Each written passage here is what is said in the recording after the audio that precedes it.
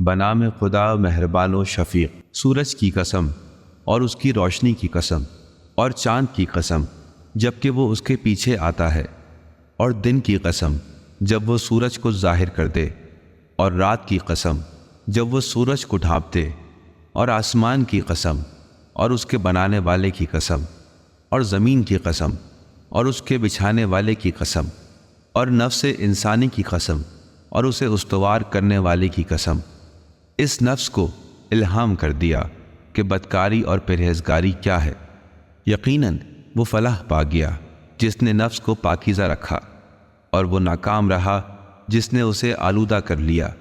قوم سمود نے اپنی سرکشی کی بنیاد پر جھٹلایا۔ جب ان میں سے شقی ترین شخص اٹھا تو ان لوگوں سے اللہ کے رسول نے کہا، خبردار، اللہ کے ناکے کو ہاتھ نہ لگانا اور اس کی سرابی میں رکاوٹ نہ بننا۔